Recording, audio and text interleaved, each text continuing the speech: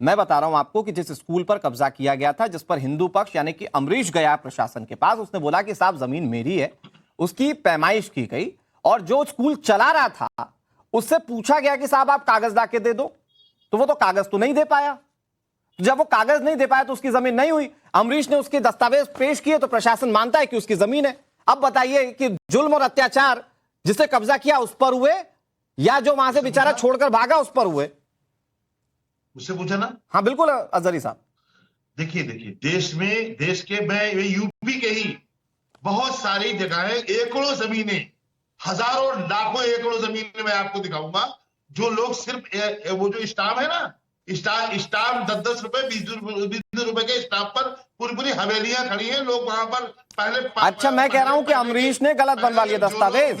मैं कह रहा हूं अजहरी साहब, अमरीश ने गलत दस्तावेज बना लिए। स्कूल संचालक के पास दस्तावेज क्यों नहीं थे? किसने इजाजत दी कि आप सरकारी जमीन पर या किसी और की जमीन पर पूरा स्कूल चलाएं? और कितने साल से आप चला रहे हैं?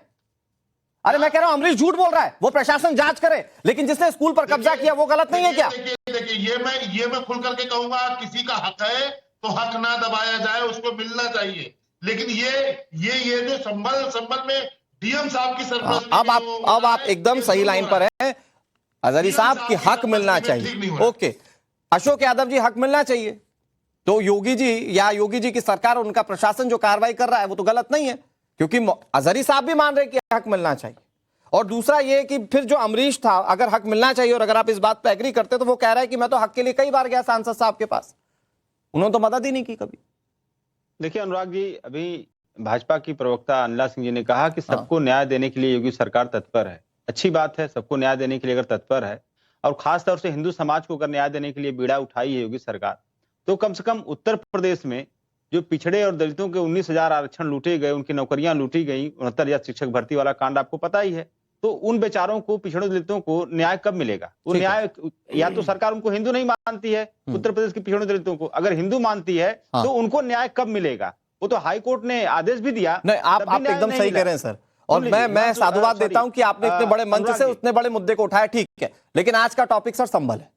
मैं चाहता हूं संभल पर बात करें। देखिए, अगर अनुराग जी, अगर किसी को अन्याय मिला, किसी को न्याय नहीं मिला, किसी के साथ अन्याय हुआ है, भेदभाव हुआ है, तो अगर वो हिंदू है, बात ये हो रही कि हिंदुओं को न्याय मिलना चाहिए कि नहीं मिलना चाहिए, तो क्या वो हिंदू नहीं है अनुराग जी? वो भी तो हिंदू हैं।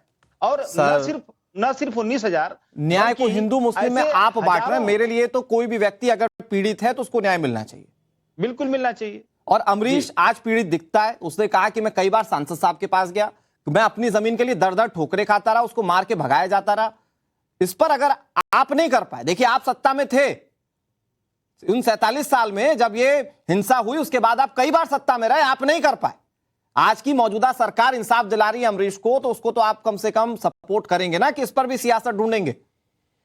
नहीं अनुराग जी, मैं सियासत नहीं कर रहा हूं, मैं तो कह रहा हूं कि सबको न्याय मिलना चाहिए, चाहे अमरीश हो या वो 69,000 वाले हों या जो भी व्यक्ति है। उत्तर प्रदेश में अगर कोई हिंदू समाज का व्यक्ति को अगर न्याय दिलाने के लिए सरकार कमर कस रही है तो उन सारे लोगों को न्याय मिलना चाहिए, और जो बहुत देर से न्याय के लिए खड़ा उसको भी न्याय मिलना चाहिए। मतलब ठीक है, मतलब अशोक जी कह रहे हैं कि जो संभल में हो रहा है वो ठीक कर रही है सरकार, न्याय मिलना चाहिए, न्याय मिल रहा है, तो संभल में ठीक कर रही है सरकार।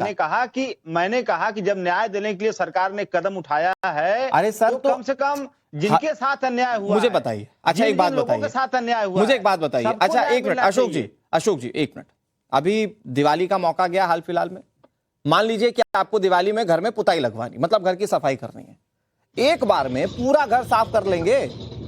एक एक करके पुताई होगी ना, पहले हो सकता है आप हॉल की पुताई करें, फिर हो सकता है अपने ड्राइंग रूम की पुताई करें, हो सकता है फिर उसके बाद वॉशरूम की पुताई करें, फिर उसके बाद हो सकता है छत की सफाई करवाएं, एक एक करके करेंगे ना। आज जिससे न्याय मिल रहा है कम से कम उसकी बात तो कीजिए। देखिए अनुराग जी, ये न्याय जिस न्याय की आप बात कर रहे हैं ना, हाँ, ये न्याय नहीं मिल रहा है। अगर आप actual now you are on the point, नहीं मिल रहा है। हाँ, ये न्याय अगर योगी सरकार देने की इतना इच्छुक रहती तो 2017 से योगी जी मुख्यमंत्री है ना, आज से तो है नहीं, पूरा 5 साल कार्यकाल बीत गया। और ये न्याय की उनको तब जरूरत पड़ी जब 4 जून को वो 62 से 33 पे आ गए, तब उनको लगा कि अरे यार, ये तो हमारा जो पीडीए का आंदोलन, जो समाजवादी पार्टी का आंदोलन बहुत बड़ा हो गया है, अब हमारे पास एक रास्ता बचता है, स्यूडो हिंदुइज्म, स्यूडो सनातनिज्म और स्यूडो नेशनलिज्म। ये छद्म राष्ट्रवाद, छद्म हिंदुत्व, छद्म सनातनी, इस टाइप का उनको मार्केटिंग करने के लिए इस तरह से तमाम जो है चीजें खोदी जा रही हैं। अच्छा। और तमाम चीजों को न्याय के श्रेणी में लाके खड़ा किया जा रहा है। मतलब आप कह रहे हैं, मतलब अशोक यादव जी, एक मिनट, मैं अनिला जी इस पर आपको ही जवाब देना, चक्रपाणी जी महाराज आपके पास आ रहा हूं। अशोक यादव जी थोड़ा सा अपनी जो बात करें उसको जस्टिफाई कर लें। मतलब आप ये कह रहे हैं कि इन्होंने न्याय नहीं दिलाया गरीबों को, तो इसलिए वोट परसेंट कम हो गया, यही कह रहे हैं अशोक जी?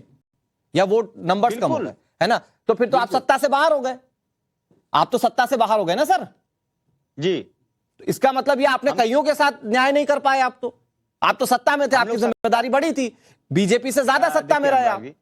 हम लोग सत्ता से बाहर हुए, जनता ने हमें सत्ता से बाहर किया। मतलब तो आप अन्याय कर रहे थे या न्याय नहीं दे पा रहे थे इसलिए बाहर हो गए? जनता को लगा कि योगी सरकार हमको न्याय देगी, तो जनता ने उनको लाया सत्ता में। वो न्याय दे रहे नहीं दे रहे, देखिए आपने तो घोषित कर दिया कि ये नहीं दे रहे।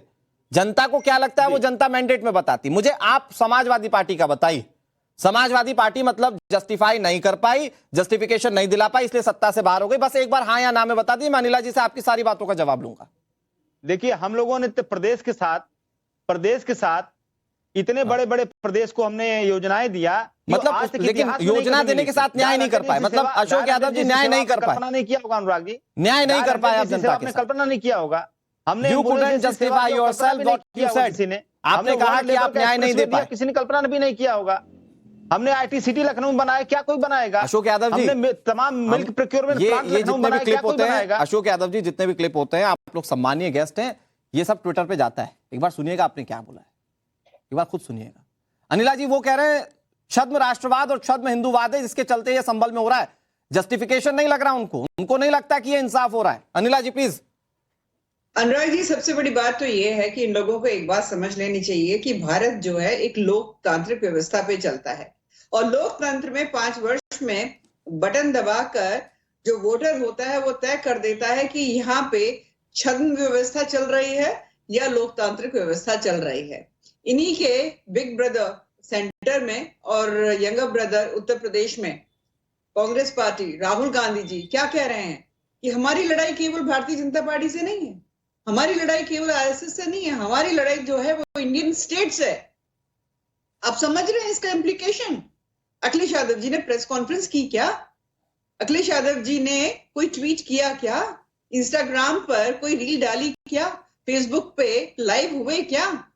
कि क्या है? मैं तो यही मानूंगी ना कि अखिलेश यादव जी की भी लड़ाई इंडियन स्टेट से है।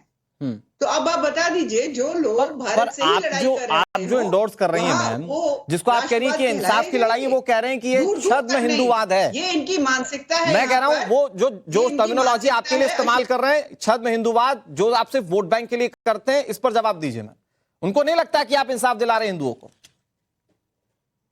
इनके कहने से क्या होता है? ये नहीं, अनुराग जी अगर माननीय योगी जी खड़े होके हाई कोर्ट के आदेश को, माननीय हाई कोर्ट के आदेश को, पिछड़ा वर्ग आयोग के आदेश को झुठला देते हैं, कहते हैं नहीं 69,000 शिक्षक भर्ती में कोई लूट नहीं हुई। इसका मतलब कि उनके संज्ञान में, उनको संज्ञान में रख के लूटा गया ना पिछड़े दलितों का आरक्षण। तो ये बताएं कि उन हिंदुओं को न्याय कब मिलेगा? वो तो बेचारे उनकी नौकरी चली गई, उनका परिवार सड़क पे आ गया, तो उन्होंने भी तो, पिछड़ों दलितों ने भी तो योगी सरकार को वोट दिया था, तो उनके साथ अन्याय क्यों हो रहा है? आज सवाल हम लोग पूछ रहे हैं। ठीक है 2020-21 जल्दी से जवाब दीजिए मैम, फिर मैं उसके बाद चक्रपाणी जी महाराज के पास जाऊंगा। भर्तियों में अनुराग जी हर 5वां व्यक्ति भाजपा ही है। ठीक है, हर 5वां व्यक्ति भाजपा मंत्रियों का रिश्तेदार है, हर 5वां व्यक्ति उनके अधिकारियों का रिश्तेदार है। बाकी हमारे अभ्यर्थियों के साथ क्यों अन्याय हुआ? ये सारे सवाल खड़े होते हैं। मिल्कीपुर में भी दे देंगे। ठीक है, तो आप लोग कितने न्यायप्रिय हैं, कितने न्याय के द्वारा आप कार्य करते हैं, आपकी कार्यप्रणाली रही है, उसका उत्तर समाजवादी पार्टी को दे दिया उत्तर प्रदेश की जनता ने। मतलब वो ठीक भी है। मतलब अशोक यादव जी देखिए, अनिला जी जो बात कह रही हैं वो ठीक इसलिए भी है क्योंकि आप कह रहे हैं कि बीजेपी को जो हुआ वो लोकसभा इलेक्शन में पता चल गया, तो फिर जो उपचुनाव में हुआ जाहिर बात है कि हो सकता है जनता ने आपको जवाब दे दिया हो। ठीक है, मैं आप दोनों के पास आऊंगा, इस पर नहीं उलझते हैं। उपचुनाव को आप मैंडेट मानते हैं क्या? सवाल तो ये उठता है, उपचुनाव मैंडेट नहीं था। मैं कहता हूं कि मैं ये कहता